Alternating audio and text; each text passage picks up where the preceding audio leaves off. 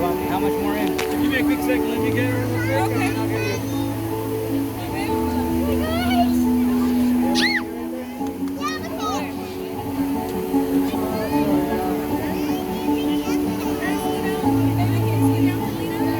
Yeah, I just did.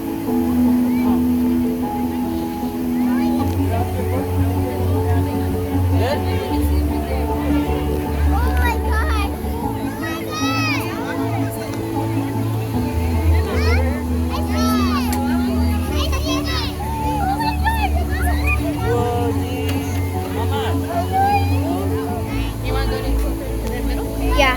You can. Alright. I'm gonna stay here though. Alright.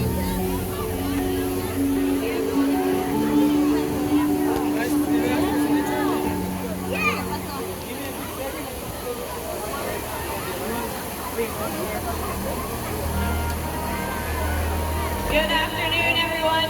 My name is Hannah, and on behalf of all of us here at SeaWorld San Diego, we'd like to take this time to honor the men and women of our U.S. Armed Forces.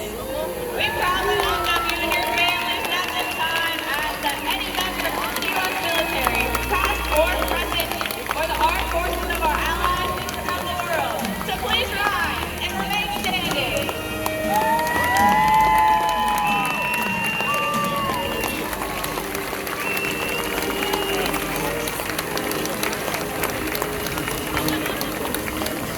We thank you for your service. SeaWorld is not only dedicated to the men and women in uniform, but to the world we share as well. Now please enjoy Orca Encounters.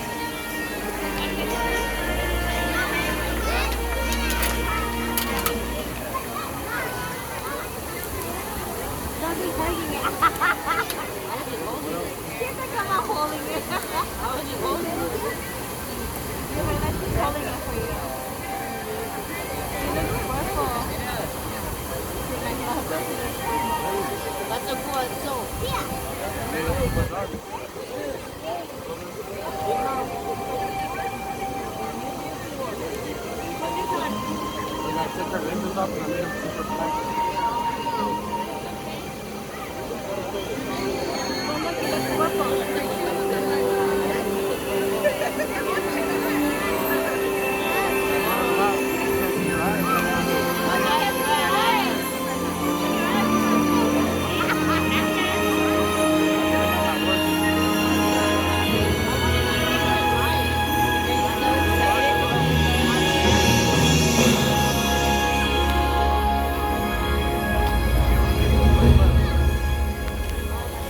The world has one interconnected ocean, a vast blue expanse critical to life on Earth.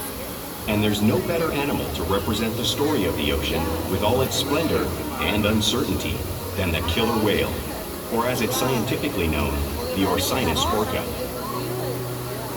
The orca lives in every corner of the ocean, from the Arctic to the Atlantic, the Southern to the Indian, to the mighty Pacific and beyond.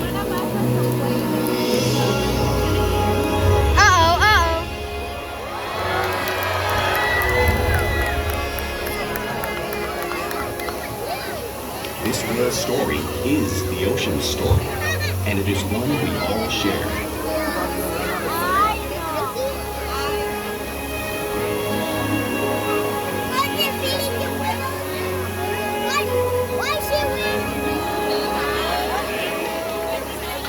Welcome to SeaWorld's Orca Encounter. My name is Ella, and I'm so honored to introduce you to this intriguing and majestic animal.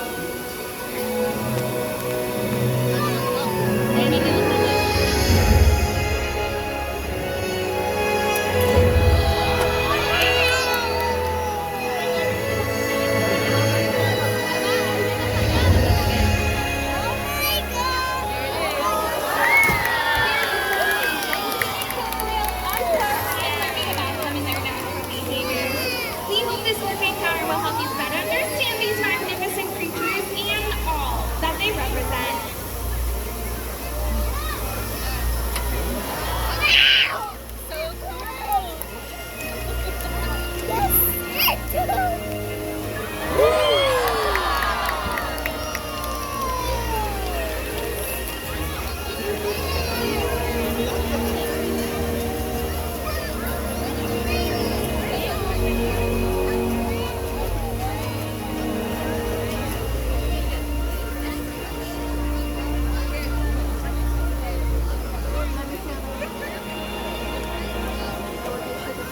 While they are found in every ocean, orcas living off the coast of Iceland are quite different than those near Costa Rica.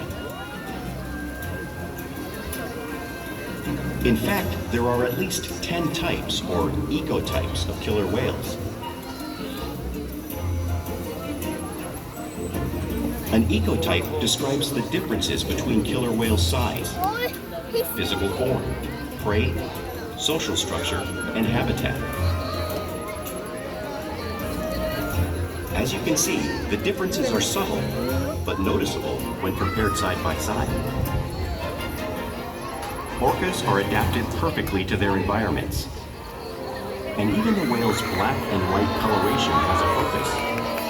It camouflages the outline of their bodies in the water, making it easier for them to surprise and catch their prey.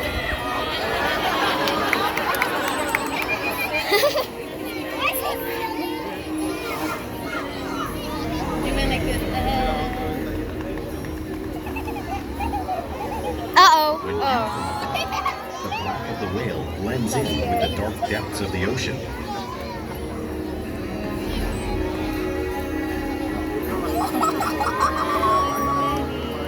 When viewed from below, the orca's white bellies match the brighter surface of the water, blending with the light above, giving them the perfect camouflage.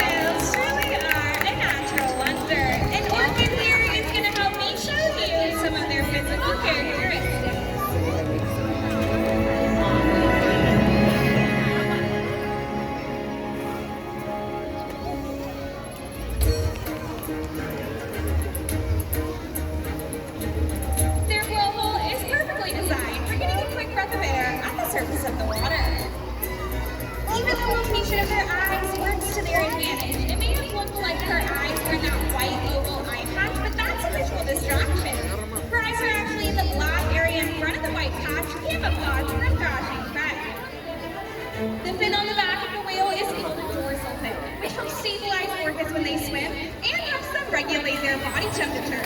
Those dorsal fins have no muscle or bone inside them, which is why you may see them curve. The flippers on either side of the orca's body are called pectoral flippers and are mainly used for steering and stopping. Pectoral flippers have 5 bony digits inside them, just like the human hand.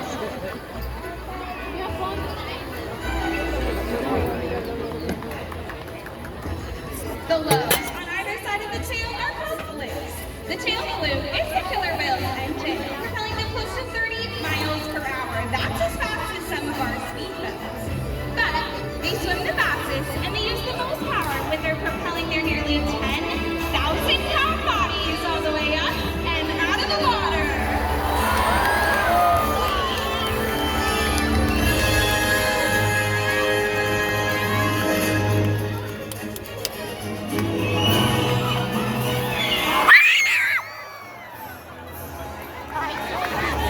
Oh my gosh!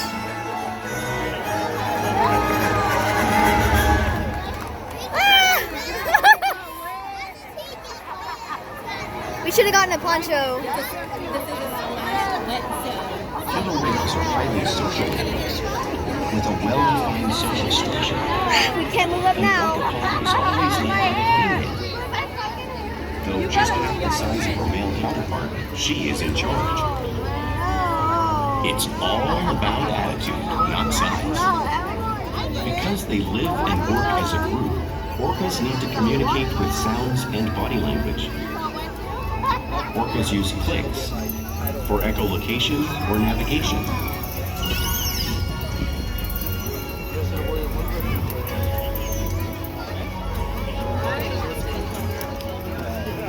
Whistles to socialize in the pod.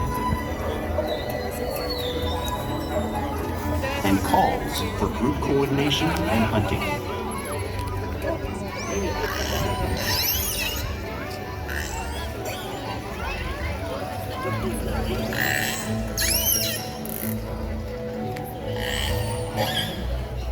Vocal development studies here at SeaWorld show that early on, calves learn vocalization from their mothers. But as they grow, they learn from others close to them as well. This is a bottlenose dolphin call that Shuka learned and even taught other killer whales here at SeaWorld. In fact, orcas are the largest members of the dolphin family.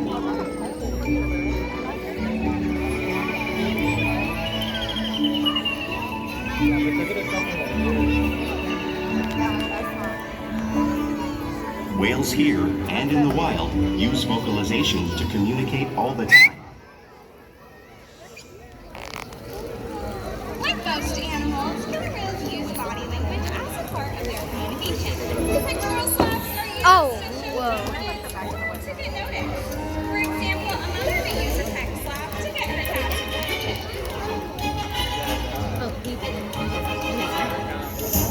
Uh-oh. When they really want to be heard, they ring.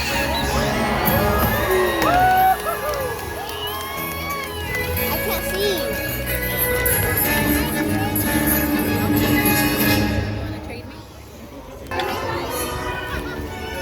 Why did they? Oh my god. They just moved. Are you kidding? Lip slaps are another form of communication the killer whale uses in the wild.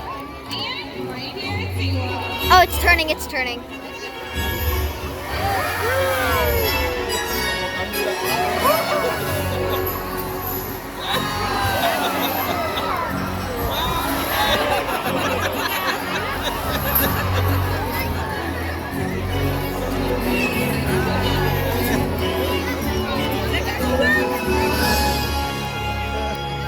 Orcas are good communicators, so it's no surprise we're at the top of the ocean food chain.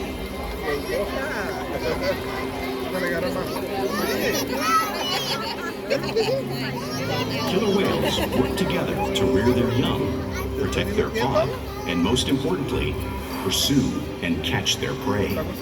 Every day they cooperate to survive in the wild oceans of the world. The orca's hunting techniques are as varied as the whales themselves. Norwegian killer whales will circle herring, herding them together. The whales use sounds to coordinate with each other and to disorient the herring. With the fish confused and contained, the whales stun them with their powerful tail flukes, making for an easy meal.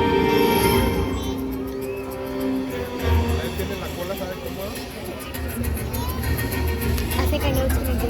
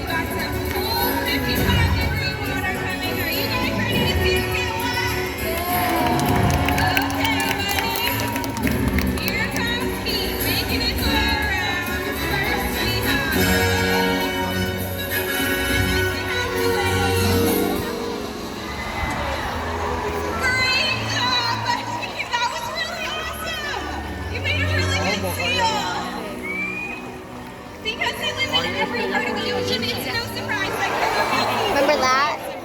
They've got other whales. The blue whale on screen is the largest animal on Earth. It is 5 times longer and 15 times heavier than a killer whale.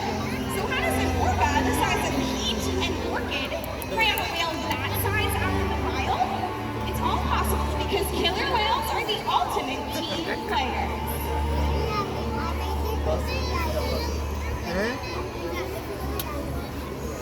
In this example, we see the larger male orcas surround a sperm whale, forming a perimeter, while the females continue to drive the whale forward until it reaches exhaustion. The calves then move in to join the adults in the group. Whatever their prey, killer whales always cooperate and hunt together, making them a highly successful predator.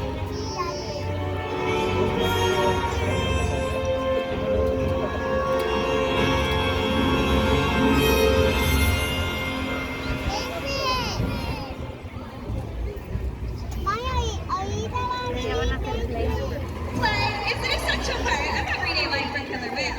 It's how they teach their young to hunt and continue to practice their skills as they grow. Orcas spend lots of time interacting and showing off their playful sides, both in the wild and here at SeaWorld.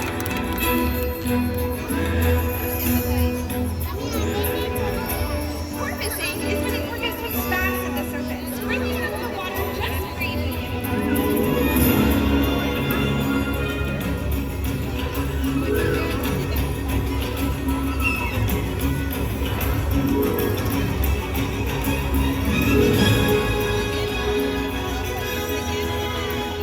You'll see them doing this when catching a ride in the wake of the ocean or when surfing in waves.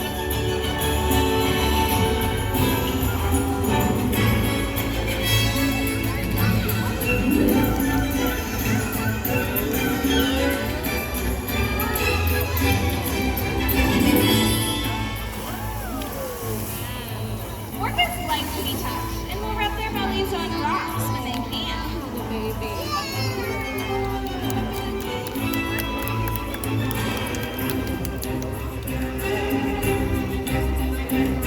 Orca is doing this here just like killer whales in British Columbia.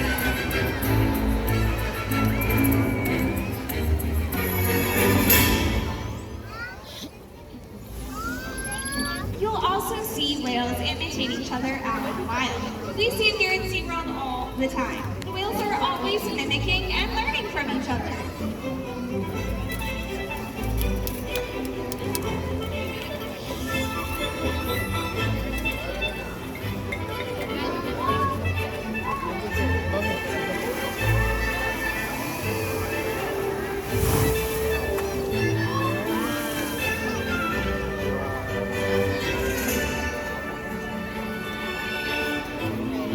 Playful behavior has a purpose.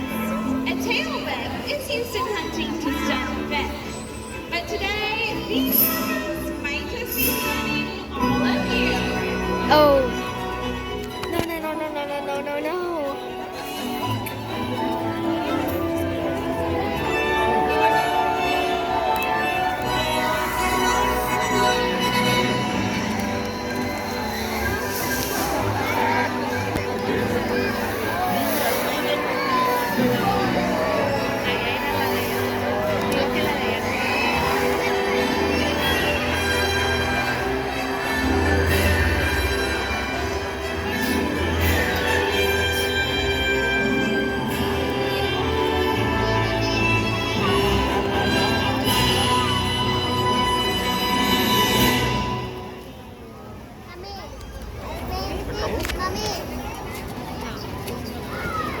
We engage with our whales all day, every day, which allows us to share trusting relationships and provide optimal research, healthcare, and quality of life. The whales here play an active role in their own health and well-being. They know a variety of what we call husbandry behaviors. One of them may be rolling over, presenting us with their tail just like you see Orca doing below the screen there. They have major blood veins that run through those flares, so that can be very helpful when we need to take blood samples.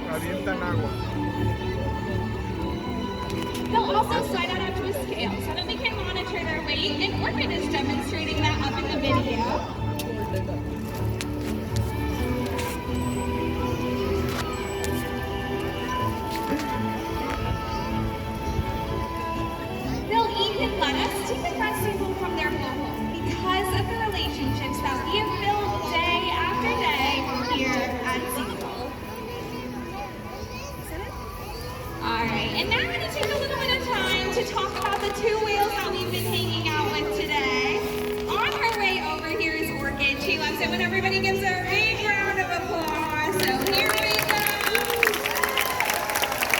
Orca is 34 years old, and she was the first killer whale ever born here at SeaWorld San Diego.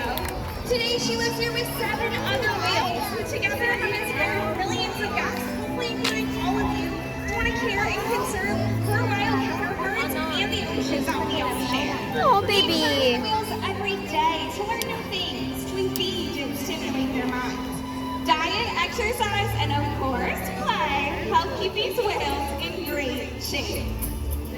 The whales here at SeaWorld have helped killer whales in the wild by participating in many research studies.